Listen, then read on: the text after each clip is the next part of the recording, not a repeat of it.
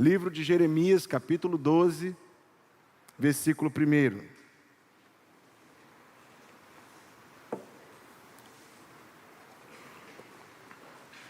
Justo serias, ó Senhor, ainda que eu entrasse contigo num pleito.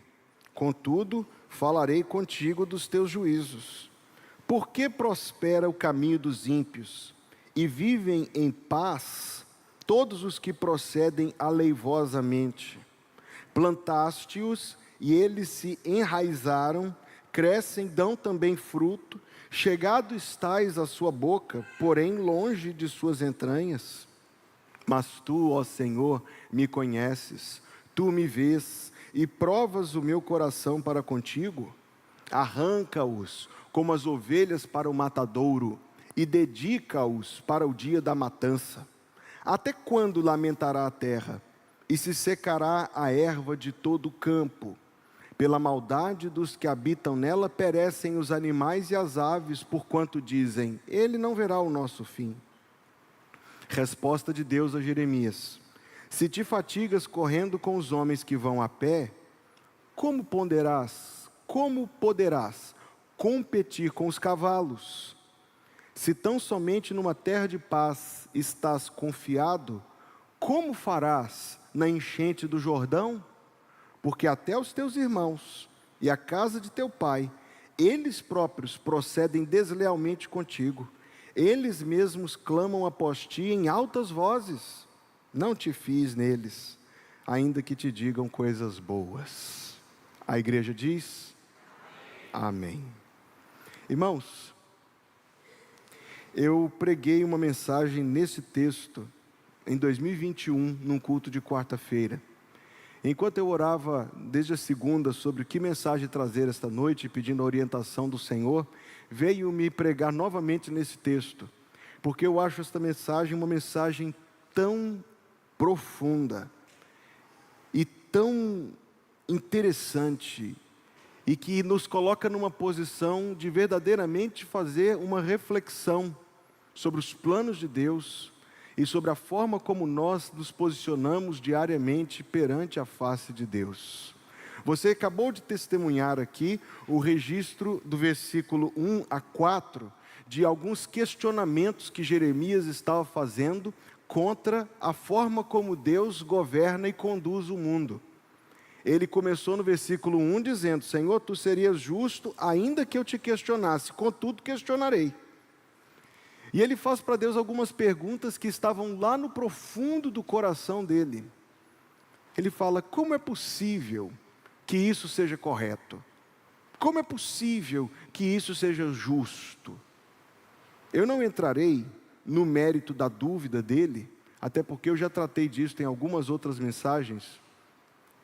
Mas a dúvida dele, que inclusive é uma dúvida comum, que a gente se depara com ela de tempo em tempo na vida, teve uma resposta da parte de Deus fantástica, absolutamente fantástica, porque Deus não respondeu a pergunta de Jeremias. Foi exatamente isso que Deus fez. Jeremias disse: Deus, por que é que tu governas o mundo desta determinada maneira? E Deus respondeu para Jeremias o seguinte: Jeremias, se você está sofrendo de observar isto, sabe o que Deus disse para ele? Deus disse: Jeremias, se você está sofrendo de observar essa injustiça no mundo, prepare-se, porque tem coisas terríveis vindo ao seu encontro.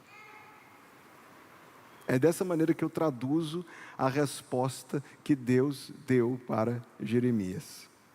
Ele estava dizendo que: Jeremias, você está apenas correndo com os homens. Em breve virão tempos em que você terá que correr com os cavalos. Ele disse: se te fadigas correndo com os homens, como poderás competir com os cavalos? E agora Deus vai pegar um acontecimento que Jeremias viu inúmeras vezes, entra ano, sai ano, se repetindo e dizendo: se numa terra de paz estás confiado, pergunta, como farás na enchente do Jordão? Você viu que está aí, como a gente fez domingo e quarta-feira passada, na outra, eu coloquei aí no verso para você acompanhar a mensagem. Deus está usando de uma realidade natural para apontar para algo existencial. É muito comum as pessoas fazerem isso. As pessoas tiram lições da natureza sobre a forma como as coisas acontecem e tentam aplicá-la à vida. Quando você vê um filho muito parecido com o pai fisicamente, ou principalmente no comportamento, você já deve ter ouvido alguém dizer assim: o fruto não cai longe do pé. Ou seja, o ser humano faz isso. A gente observa as coisas da natureza e faz uma comparação com a nossa própria vida. Isso é um exemplo de muitos que a gente poderia citar. Deus está fazendo isso. Deus está se referindo, como nós vamos olhar os detalhes daqui a pouco, a um acontecimento, um fenômeno meramente natural, mas está usando isso como uma comparação. Então, a vida tem períodos calmos, é o que Deus está dizendo para Jeremias, e também momentos difíceis. A enchente do Jordão é, portanto, uma ilustração das provações da vida. Como funciona esse Rio Jordão? Se você já leu o Antigo Testamento, você já leu sobre o Rio Jordão muitas e muitas vezes. Ele é o principal braço de água da terra do povo do Antigo Testamento. No alto lá ficam as colinas, as chamadas colinas de Golã. São muito altas, ajuntam neve praticamente o ano inteiro. A neve derrete, escoa pelo solo, por dentro e por debaixo, e aquilo alimenta o mar da Galileia. A água do mar da Galileia escoa pelo Rio Jordão, e ele forma a forma de um vale. E a água vai juntando de vários outros rios, descendo ali e fazendo uma divisão natural. Quem colocou aquele rio ali foi Deus, quem mandou aquele rio funcionar daquele jeito foi Deus. Determinada época do ano, a cheia do rio fazia com que o rio, que era normalmente um rio forte, um rio grande, um rio rico em água, bem abastecido, na cheia do rio ele transbordava para todos os lados. Você sabe que quem vive do solo tem uma relação de forte dependência com a água, mas tem uma relação de forte medo das enchentes. Enchentes acontecem até hoje e são coisa séria. Rio Grande do Sul, no começo do ano, sirva de amostra da gravidade de uma enchente. Deus estava dizendo para Jeremias, por meio de uma ilustração das provações da vida, que a vida tem momentos calmos e a vida tem momentos difíceis.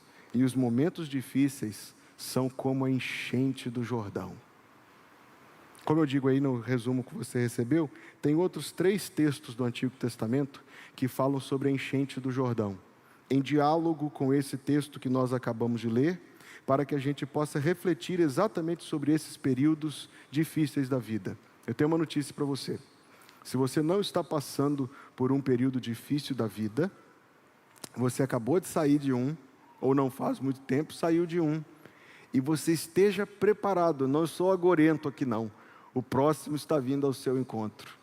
A nossa vida está entremeada de provações, entremeada de dificuldades. Queríamos que a última tivesse sido a última, mas já somos grandinhos o suficiente para saber que não é bem assim. E é bem da verdade, uma outra colocação é: nós seremos muito sábios se soubermos usar os períodos calmos para nos fortalecer e nos preparar para as próximas dificuldades.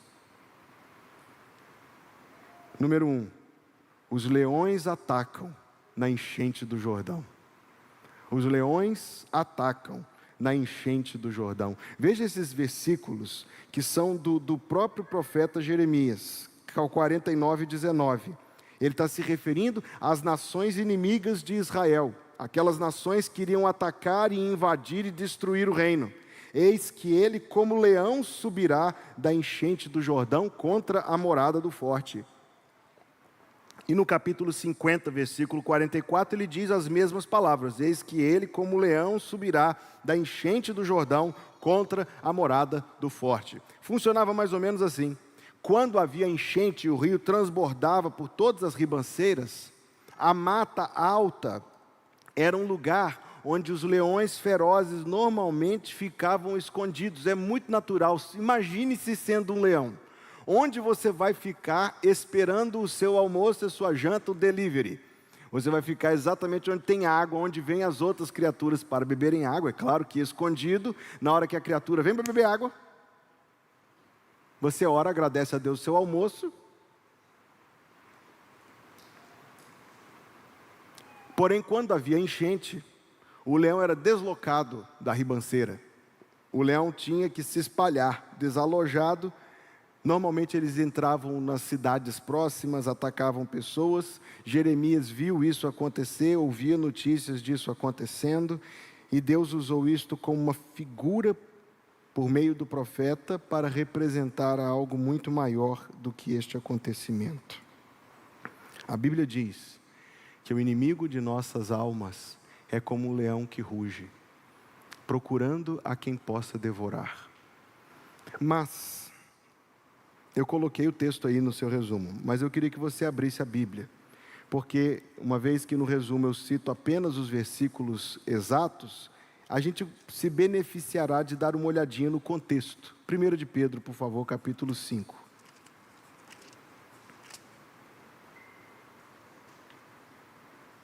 1 de Pedro, capítulo 5,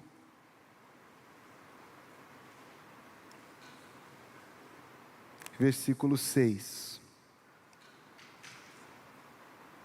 Humilhai-vos, pois, debaixo da potente mão de Deus, para que a seu tempo vos exalte, lançando sobre ele toda a vossa ansiedade, porque ele tem cuidado de vós. Sede sóbrios, vigiai, porque o diabo, vosso adversário, anda em derredor como leão, bramando, buscando a quem possa tragar, ao qual resisti firmes na fé, sabendo que as mesmas aflições se cumprem entre os vossos irmãos no mundo. Você percebe a cadência, a lógica, o percurso do pensamento do apóstolo Pedro aqui? É exatamente depois de falar das ansiedades, lançando sobre ele toda a vossa ansiedade, porque ele tem cuidado de vós. Imediatamente depois de falar disso, ele diz: sede sóbrios e vigiai. Ele não mudou de assunto, não é ponto, parágrafo, capítulo seguinte. Há, como eu estou dizendo, um percurso do pensamento dele, nos períodos, irmãos, em que nós estamos enfraquecidos, nos períodos em que nós estamos abalados, preocupados, a palavra é esta, ansiosos, nós estamos talvez mais suscetíveis aos ataques do inimigo. A sua experiência talvez confirme a minha afirmação.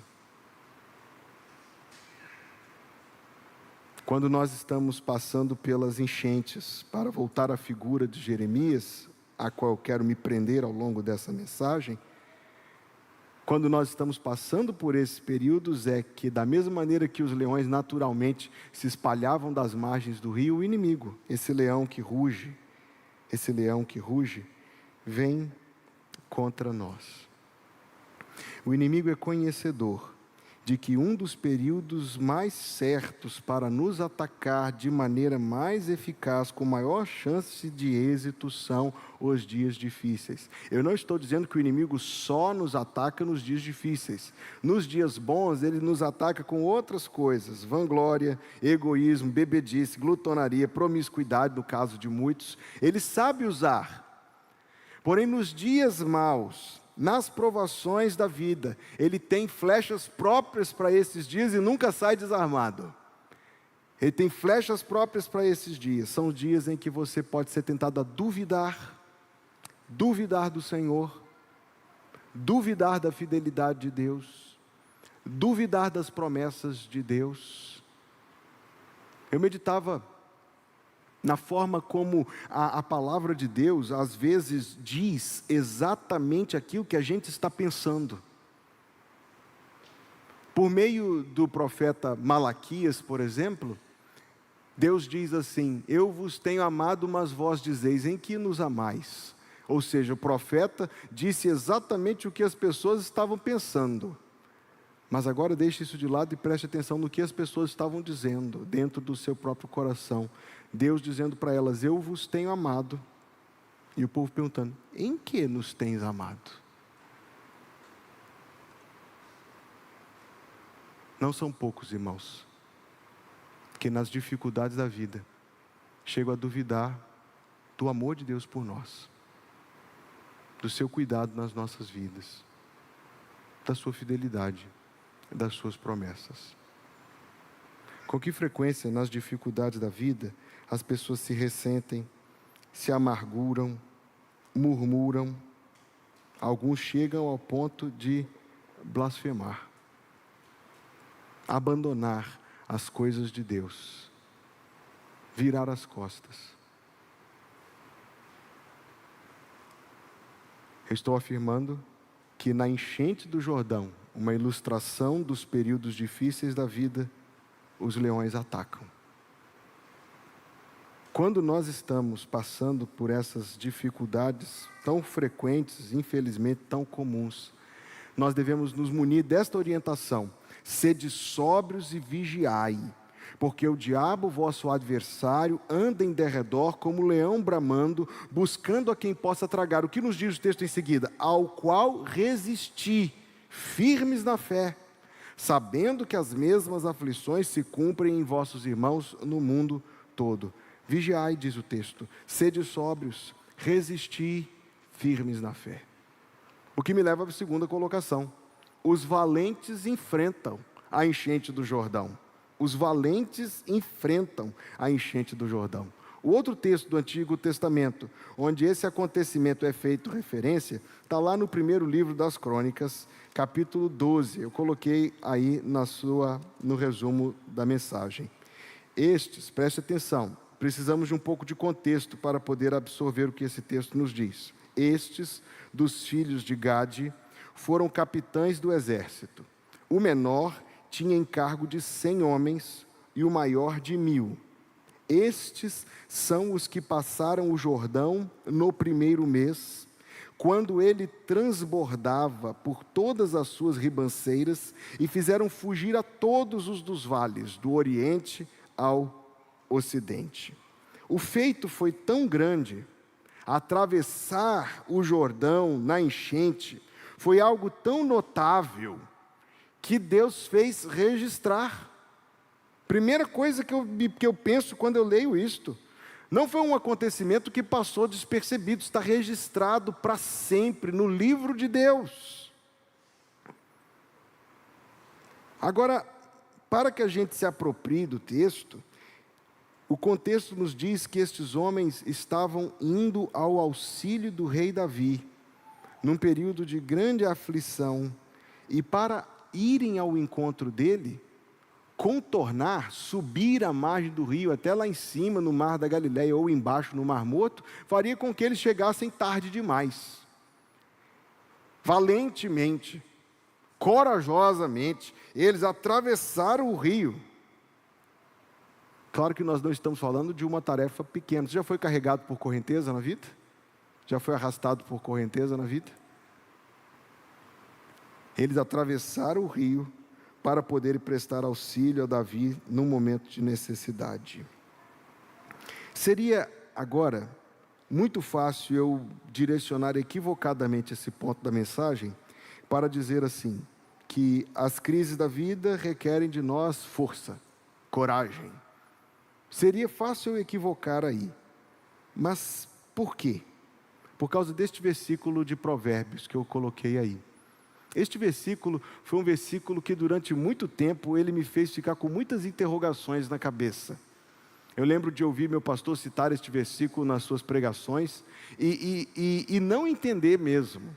Preste atenção, Provérbios 24:10, está escrito aí: se te mostrares fraco no dia da angústia, é que a tua força é pequena.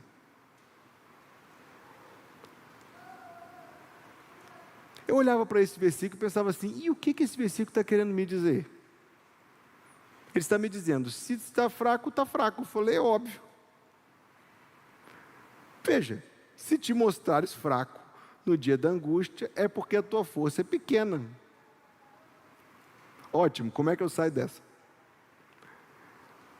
O texto, na verdade, nos diz que as provações, as dificuldades da vida, revelam a nossa insuficiência. As dificuldades da vida revelam a nossa insuficiência. Então, se eu disser simplesmente, pegando o texto lá de 1 Crônicas e dizer, o que você precisa no dia da dificuldade é ser forte, eu vou estar te mandando numa direção muito perigosa. Porque é exatamente aquilo que em nós não temos. O que as provações da vida mostram é ressaltar a nossa insuficiência, nossa incapacidade. Então, o próximo passo é reconhecer o quanto nós precisamos de uma outra força que não é a força que nós temos em nós. Uma vez que a força que nós temos em nós não é suficiente, esse texto nos aponta a direção de irmos a Deus e obtermos o auxílio e a força que vem do Senhor. Infelizmente, com que frequência orar é o nosso último recurso? Se eu penso aqui corretamente, um dos objetivos das dificuldades da vida é exatamente o de nos levar mais a Deus. É exatamente o de amolecer nosso coração, ou melhor dizendo, os nossos joelhos, que são muito duros e não se dobram. As coisas estão bem, as nossas orações são curtas, esparsas, genéricas, muito superficiais, até que a gente seja testado. Aí na hora do teste as nossas orações mudam, não mudam? Elas tornam-se orações tão vivas, tão reais, tão fluentes, mais longas do que de costume, mais sinceras do que de costume.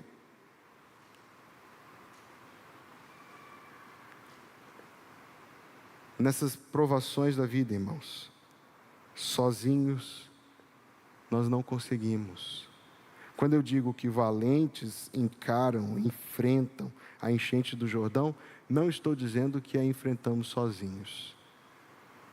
Mas nós podemos experimentar o cuidado de Deus nas dificuldades da vida, suas provisões, sua proteção, seu sustento, seu favor. Eu estou aqui falando disso e me vindo à memória várias e várias vezes essa história familiar de quando meu pai, ainda muito garoto, cerca de 8, 9 anos de idade, saiu com seus irmãos para passear ali, e onde meu avô vivia com eles, a terrinha que tinham lá, passava um pequeno trecho do rio São Francisco, ainda lá no começo dele, né?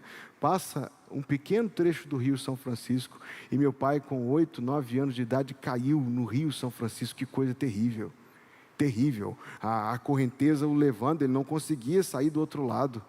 Foi preciso que os meus tios fizessem todo, ele conta que foi carregado por centenas de metros, até conseguir ser auxiliado para sair do outro lado. A força da água. Você não se sente assim? Quando está passando pelas dificuldades da vida, a gente se sente tão carregado, tão sem recursos, sem soluções em nós mesmos. E eu estou dizendo para meus irmãos, isso não é uma mera sensação, isso é a constatação de um fato. As dificuldades da vida evidenciam e ressaltam a nossa insuficiência. É uma sensação desconfortável. É uma sensação desconfortável ao extremo. A gente faz tudo, a gente paga, a gente vai, a gente paga o preço que tiver que pagar pela sensação de conforto, pela sensação de segurança. Atrevidas essas provações que quebram tudo isso, deixa a gente exposto à desconfortável sensação de fragilidade, à ruim sensação de fraqueza. E se tudo isso, irmãos, na verdade for bom? Porque quando a gente consegue ver a nossa fragilidade e a nossa fraqueza, a gente pode reconhecê-las e então experimentar a presença e a graça de Deus na nossa vida. O texto do profeta Isaías vem bem neste momento. Agora assim diz o Senhor que te criou, ó Jacó, e que te formou, ó Israel, não temas, porque eu te remi. Chamei-te pelo teu nome, tu és meu. Quando passares pelas águas, diz Deus, estarei contigo. E quando pelos rios, diz Deus, eles não te submergirão. Quando passares pelo fogo, não te queimarás, nem a chama arderá em ti. Como a gente deve interpretar esse texto? Será que esse texto é figurativo apenas? Eu conheço um tal de Ananias. Conhece Ananias? Misael e Azarias? Pergunta para eles se passar pelo fogo, Deus guarda a pessoa ou não. Lembra deles? Lembra do que? Pelos apelidos eles são melhor conhecidos. Sadraque, Mesaque e Abednego. Pergunta para eles se esse negócio de passar pelo fogo não te queimará é sério ou não é sério. Pergunte para Eliseu e para Elias se quando passares pelos rios eles não te submergirão. Quão séria é essa promessa?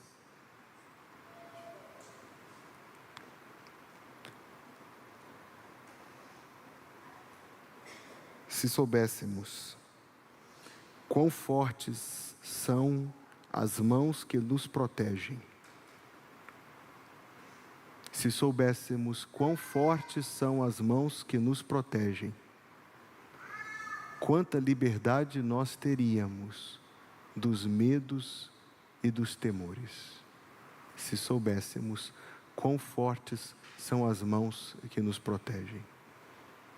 Se soubéssemos quão rico é o nosso provedor, o quanto não recearíamos as faltas. Se soubéssemos quão sábio é aquele que controla as situações, não teríamos, irmãos, não experimentaríamos, pelo menos não tanto. Atravessar, irmãos, olhando para esta figura pela qual Jeremias, ou Deus por meio dele fala, atravessar a enchente, humanamente impossível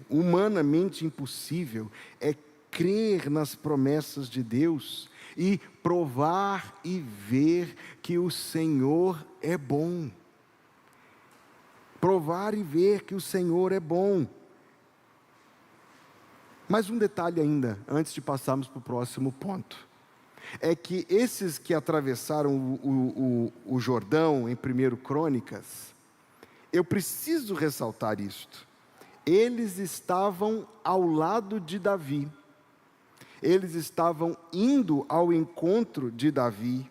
Eles eram sócios do homem segundo o coração de Deus. Eu não posso deixar de enxergar algo parecido com o fato de que nós estamos ao lado daquele que é o filho de Davi, o Senhor Jesus.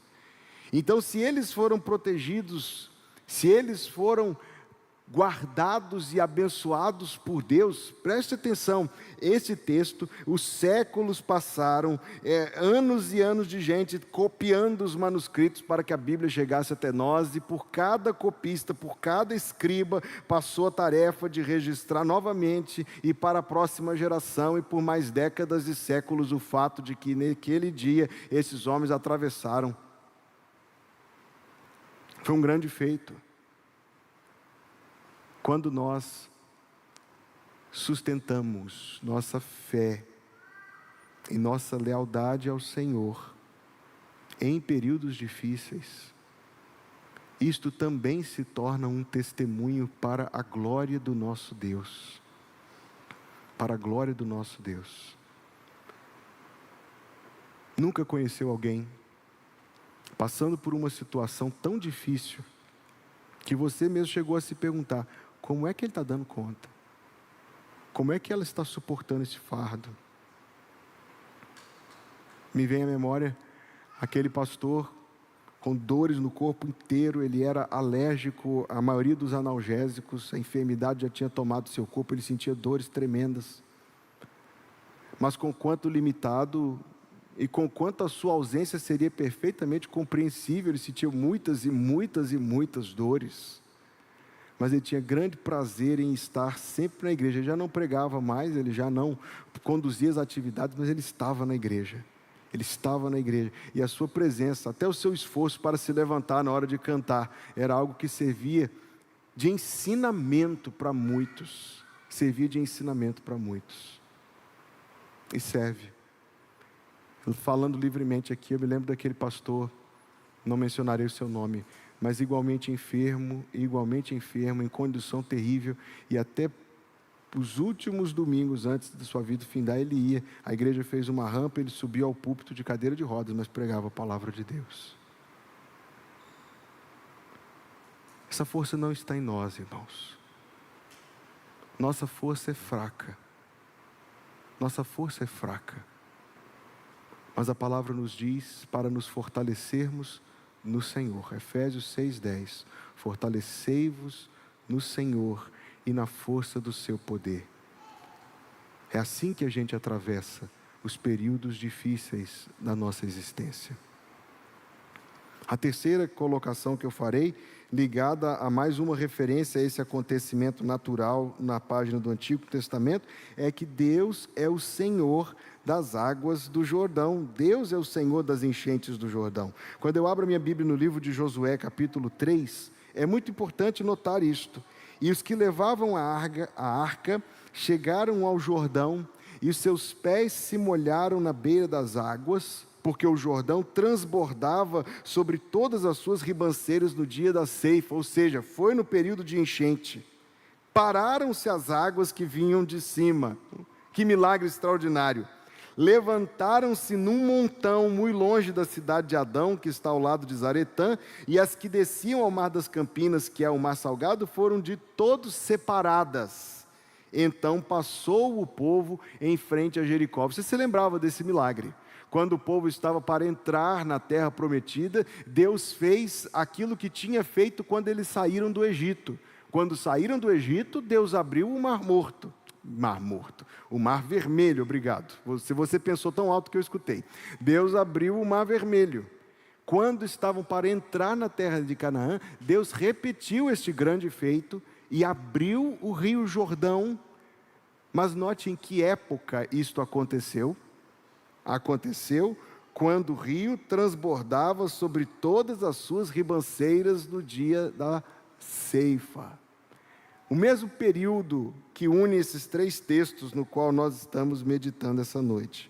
No capítulo seguinte, depois de o povo passar, seguramente algo que levou horas e horas e horas, Josué deu ordem aos sacerdotes, eles ficaram parados lá no meio o tempo todo, dizendo: subi do Jordão.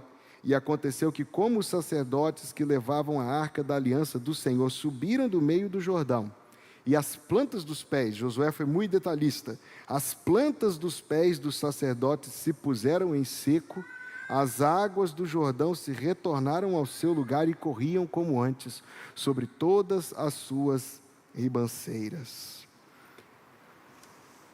Milagre a gente não tem muito o que explicar, não é verdade, queridos?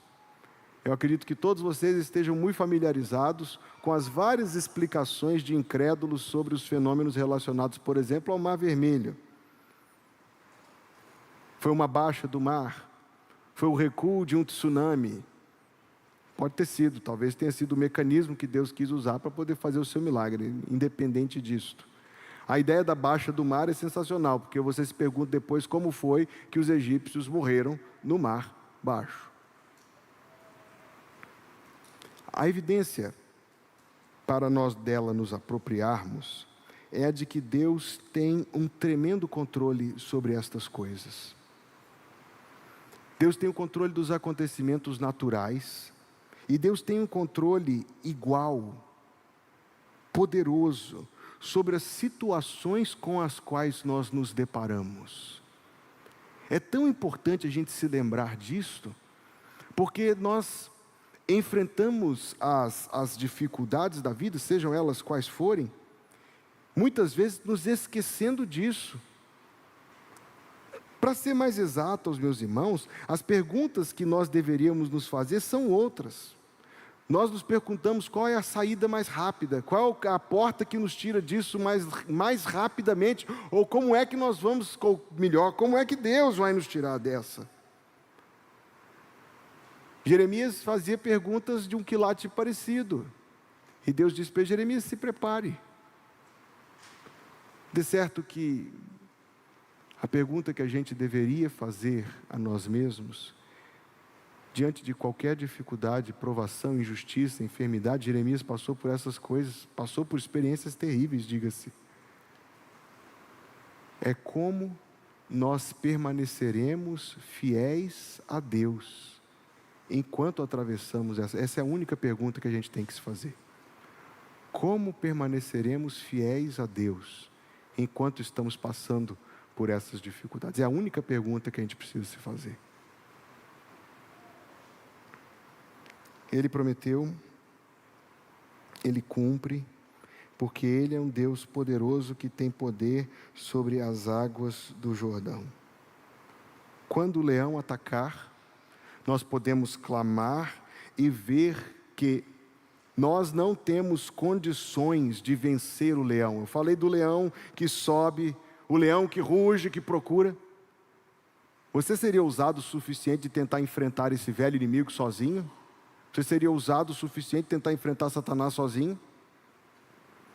Para usar a figura do leão, esse negócio de matar leão é coisa de Sansão e de Davi, não é coisa de Hugo, não.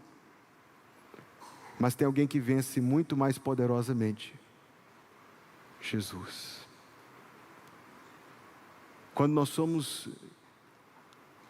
nós somos atacados pelo inimigo no meio das provações da vida, nós podemos recorrer ao nosso grande protetor, o Senhor Jesus Cristo. Nosso protetor que nos protege de todos os lados e que tem dito na sua palavra, em Romanos 16, versículo 20, o Deus de paz em breve esmagará Satanás debaixo dos vossos pés. Haverá um momento em que nós estaremos totalmente livres desse inimigo para a glória de Deus. Quando as circunstâncias parecem nos dominar com a força de uma enchente que vai nos carregar, nos matar, nos destruir, nós podemos experimentar, irmãos, o cuidado de Deus na nossa vida.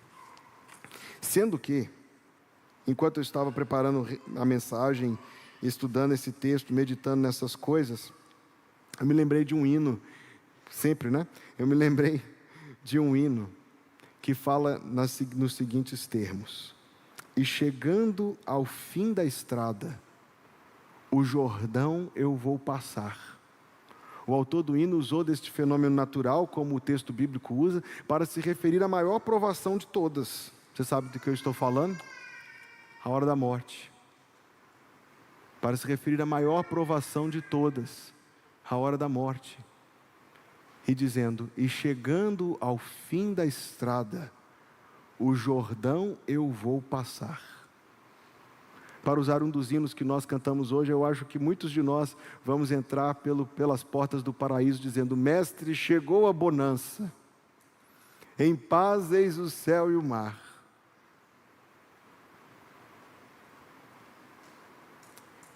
A diferença, irmãos, para falar disso, 1 minuto, não está somente no destino final, no destino após a morte, entre os salvos e os perdidos. Você sabe o que a Bíblia revela sobre isto? Os falsos profetas do nosso tempo têm feito muitos esforços para tentar fechar o inferno e dizer que o inferno não existe. Não tem nenhum prazer em tocar nesse assunto, mas não é isso que a Bíblia diz. A Bíblia fala de 2 destinos eternos. Um destino eterno de bênção e um destino eterno de maldição. Mas não é somente essa, a diferença não é somente no após. O próprio instante em que nós deixamos este mundo é muito diferente entre aqueles que servem o Senhor e aqueles que não servem. Não faz muitos anos, eu ouvi mais um testemunho, não foi o primeiro, não foi o único, mais um testemunho. Mais um. De um senhor que estava falecendo, crente antigo de muitos anos. E enquanto ele estava ali no leito hospitalar, toda a família já estava na expectativa de que mais dias, menos dias, o vovô vai partir. Assentava-se à beira da cama uma filha que, inclusive, até onde a história me contou, era desviada na época, não queria mais saber de igreja, não. Então, no meio da noite, o idoso chama a filha e começa a perguntar se ela estava vendo. Vendo o quê, pai? E ele começou a descrever algumas coisas que ele estava vendo. Perguntava, você está ouvindo? Ouvindo o quê, pai? Ele disse, o coral. E suas últimas palavras nesse mundo foram, o coral. Fechou os olhos e partiu para estar com o Senhor. E chegando ao fim da estrada, essa ilustração do Jordão relacionada à morte tem sido tema da poesia de crentes por séculos. Cito novamente. E chegando ao fim da estrada, o Jordão eu vou passar, e acharei no céu morada que Jesus foi preparar, e em louvor ao Deus eterno, para sempre eu vou cantar. Vamos tirar algumas conclusões para nós então. A primeira conclusão é que se estamos vivendo tempos de calma, nós devemos valorizá-los, não como se fossem recompensas. Eu sofri demais e agora Deus está me dando um período de tranquilidade, Deus está vendo o quanto eu merecia. Nós devemos vê-lo como períodos importantes para o nosso fortalecimento espiritual. A forma como alguém atravessa uma provação, caindo ou erguido, vai depender, irmão, é da sua leitura bíblica diária, sabia disso? Vai depender da sua oração e da sua comunhão com Deus todos os dias. Por isso diz, resistir firmes na fé. É tempo de nós provisionarmos para nós mesmos e para aqueles que nós pudermos ajudar, recursos de Deus. Recursos de Deus. Você sabe orar numa dificuldade? Você sabe orar numa provação? Você sabe orar numa tentação? Todos esses são recursos que Deus nos dá. É tempo de refletirmos, porque as dificuldades que a gente vive são meras figuras de dificuldades maiores. É verdade. Mas em todas elas, nós podemos experimentar o cuidado e o favor de Deus na nossa vida. Eu devo concluir. Esta figura, irmãos, algo que estava presente no cotidiano do povo daquele tempo, foi inteligentemente usada por Deus para representar esses períodos difíceis. Há dezenas de corações aqui neste salão de culto esta noite. Talvez haja gente que está pensando, essa mensagem foi preparada para mim. Obrigado, Senhor. Ou talvez não, talvez você não esteja passando pelas dificuldades da vida. Use, se você não está passando por elas, use do tempo de crescer na fé e de se fortalecer, preparando-se para as próximas dificuldades e até para aqueles que estão vivendo as dificuldades da vida. É uma palavra de ânimo, porque o Senhor nos diz este texto: quando passares pelas águas, estarei contigo, e quando pelos rios, eles não te submergirão. Vamos orar. Senhor, obrigado pela oportunidade de meditar na Tua Palavra.